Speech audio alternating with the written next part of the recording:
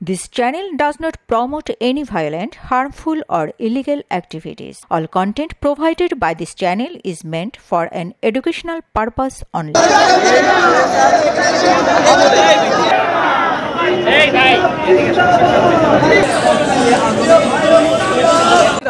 2024 সালের 1 নভেম্বর জাতীয় পার্টির বিজয়নগর কেন্দ্রীয় কার্যালয়ে সমাবেশ ডেকেছিল দ্বাদশ জাতীয় সংসদের গৃহপালিত বিরোধী দলের তকমা পাওয়া দলটি। জাতীয় পার্টির এই সমাবেশ প্রতিহত করতে 31 অক্টোবর সন্ধ্যায় ফেসিবাদ বিরোধী ছাত্র, শ্রমিক ও জনতার ব্যানারে পতিত ফ্যাসিস্ট আওয়ামী লীগের দোসর জাতীয় পার্টির রাজনৈতিক অপতৎপরতা ও দেশবিরোধী চক্রান্তের প্রতিবাদে মশাল মিছিল কর্মসূচির ঘোষণা দিয়েছিলেন গণ অধিকার পরিষদের ছাত্র সংগঠন ছাত্র অধিকার পরিষদের সাবেক সভাপতি বিনয়ামিন মোল্লা। এদিকে তৎকালীন বৈষম্য বিরোধী ছাত্র আন্দোলনের আহ্বায়ক হাসনাত আবদুল্লাহ সন্ধ্যা 7টার দিকে ফেসবুকে একটি পোস্টে বলেন, জাতীয় বেইমান এই জাতীয় পার্টি অস্ত্রশস্ত্র নিয়ে বিজয়নগরে আমাদের ভাইদের পিটিয়েছে, অস্ত্র নিয়ে মহড়া দিচ্ছে। এবার এই জাতীয় বেইমানদের উৎখাত নিশ্চিত করতে হবে। এর কিছুক্ষণ পর হাসনাত আবদুল্লাহ আরেকটি পোস্টে লেখেন, ঢাকা বিশ্ববিদ্যালয়ের রাজু ভাস্কর্য থেকে রাত 8:30টায় মিছিল নিয়ে তারা বিজয়নগরে যাবেন।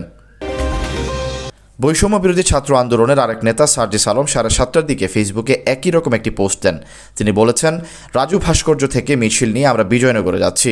পরে রাতে ঢাকা বিশ্ববিদ্যালয় থেকে একটি মিছিল বিজয়নগরের উদ্দেশ্যে বের হয়। মিছিলটি রাত 8টার দিকে জাতীয় পার্টির কেন্দ্রীয় কার্যালয়ে হামলা, ভাঙচুর ও আগুন দেয়। মিছিলকারীরা জাতীয় পার্টির কার্যালয়ে শুধু ভাঙচুর ও অগ্নিসংযোগ করেই ক্ষান্ত হয়নি, সেখানে লিখে দেয় জাতীয় টয়লেট। আইনশৃঙ্খলা বাহিনীর সামনে এই ঘটনা ঘটলেও রহস্যজনকভাবে তারা নীরব ভূমিকা পালন করে।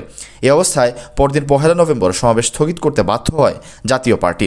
শুধু রাজধানীর কেন্দ্রীয় কার্যালয় নয়, খুলনা, যশোর সহ সারা দেশে জাতীয় পার্টির কার্যালয়গুলোতে একের পর এক হামলা ও ভাঙচুরের ঘটনা ঘটে। এই অবস্থায় জাতীয় পার্টি আওয়ামী লীগের মতো নিজেকে রাজনীতি থেকে দূরে রাখে। নেতাকর্মীরা চলে যায় আড়ালে। দীর্ঘ 5 মাস পর এবার অন্তর্বর্তীকালীন সরকারের বিরুদ্ধে মাঠে নামার ঘোষণা দিয়েছে জাতীয় পার্টির চেয়ারম্যান জি এম কাদের। তার অভিযোগ, বর্তমান অন্তর্বর্তী সরকার আমাদের অস্তিত্বের দুটি গুরুত্বপূর্ণ স্থানে হাত দিয়েছে। তারা আমাদের সংগঠন নষ্ট করার চেষ্টা করছে এবং আমাদের রাজনীতি নষ্ট করার চেষ্টা করছে। আমাদের কর্মীদের উপর মিথ্যা মামলা দিয়ে ভয় দেখিয়ে তাদের ঘরের ভেতর থাকতে বলা হচ্ছে। আবার একই সঙ্গে আমাদের রাজনীতি নিয়ে অপপ্রচার করা হচ্ছে। রাজনীতি বাঁচানো এবং একসঙ্গে সংগঠন বাঁচানোর জন্য আমাদেরকে যা করণীয় করতে হবে, জনগণের পাশে দাঁড়াতে হবে, জনগণের মুখে কথা তুলে ধরতে হবে, ঝুঁকি নিতে হবে এবং আমরা সেভাবেই এগিয়ে যাব। তো সেই কারণেই আমরা মনে করছি যে এখন আমাদের সঠিক অর্থে রাজনীতি করার সুযোগ এসছে, স্কোপ এসছে এবং সামনে যদিও বড় একটা চ্যালেঞ্জ, কিন্তু এই চ্যালেঞ্জ মোকাবেলা করে আমাদের ফ্রি রাজনীতি করার এবং জনগণের রাজনীতি করার এবং সেই জনগণের রাজনীতিতে জনগণের সমর্থন বৃদ্ধি করার একটা সুযোগ সৃষ্টি হয়েছে। এবং এই সুযোগে অলরেডি আমরা দেখছি যে আমরা অনেকটা এগিয়ে গেছি। মানুষের অনেক ক্ষেত্রেই নির্যাতিত, নিপীড়িত মানুষ যারা বর্তমান সরকারের বিভিন্ন কারণে নির্যাতিত মনে করছেন, বিভিন্ন কারণে তারা বঞ্চিত মনে করছেন, তারা এখন তাদের প্ল্যাটফর্ম খুঁজছেন, যেটাতে জাতীয় পার্টির বাদে আর কোনো প্ল্যাটফর্ম তাদের নেই। জাতীয় পার্টিকে ক্ষমতাচ্যুত আওয়ামী লীগ সরকারের দোসর হিসেবে অভিহিত করেছে বৈষম্য বিরোধী ছাত্র আন্দোলন ও জাতীয় নাগরিক কমিটি তথা জাতীয় নাগরিক পার্টির নেতারা। দলটিকে সম্প্রতি রাজনৈতিক দলগুলোর সঙ্গে প্রধান উপদেষ্টা ডক্টর মোহাম্মদ ইউনূসের সংলাপে আমন্ত্রণ জানানো হয়নি।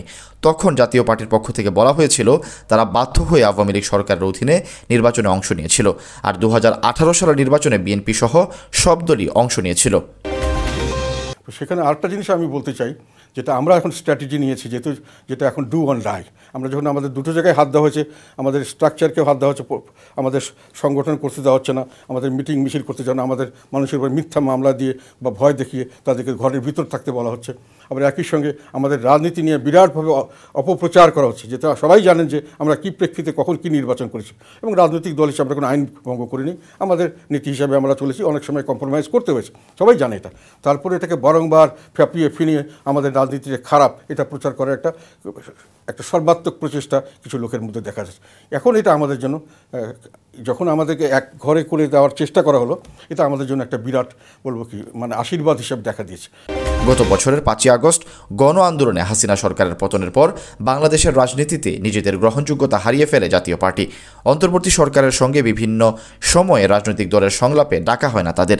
এই অবস্থায় রাজনীতিতে খাদের কিনারায় থাকা প্রয়াত রাষ্ট্রপতি এইচ.এম. এরশাদের প্রতিষ্ঠিত দলটি ঘুরে দাঁড়াতে চায়। এবার ডক্টর মোহাম্মদ ইউনূসের নেতৃত্বাধীন অন্তর্বর্তীকালীন সরকারের বিরুদ্ধে ডু অর ডাই মন্ত্রে মাঠে নামার ঘোষণা দিয়েছে জাতীয় পার্টির চেয়ারম্যান জি এম কাদের। এখন আমাদের রাজনীতি আছে, আমাদেরকে টিকতে হবে, আমরা আমাদের উপর নির্যাতন করার চেষ্টা থেকে বেরোতে হবে এবং আমরা জনগণের নির্যাতিত জনগণের পাশে দাঁড়াবো, এটাও আমাদের রাজনীতি। আর এই কারণে সংগঠনও এখন দাঁড়িয়ে যাচ্ছে, যে কোনো কম্প্রোমাইজ করার কোনো স্কোপ নেই। ডু অর ডাই, এটা ব্যাটলফিল্ড, আমাকে এগিয়ে যেতে হবে, হয় আমরা জিতবো না হয় মরবো। আমাদেরকে বাদ দেওয়ার উদ্দেশ্যটা কি? আমাদেরকে কেন রেস থেকে বাইরে একঘরে করার চেষ্টা করা হলো? এটা খুব একটা কিন্তু গ্রহণযোগ্য। আমাদের যদি কোনো ভ্যালু না থাকতো, আমাদের যদি কোনো ভোটই না থাকতো, তাহলে আমাদেরকে নিয়ে এত মাথা ঘামানোর কি দরকার? জিএম কাদেরের এমন বক্তব্যে নড়ে চড়ে বসেছে রাজনৈতিক বিশ্লেষকরা।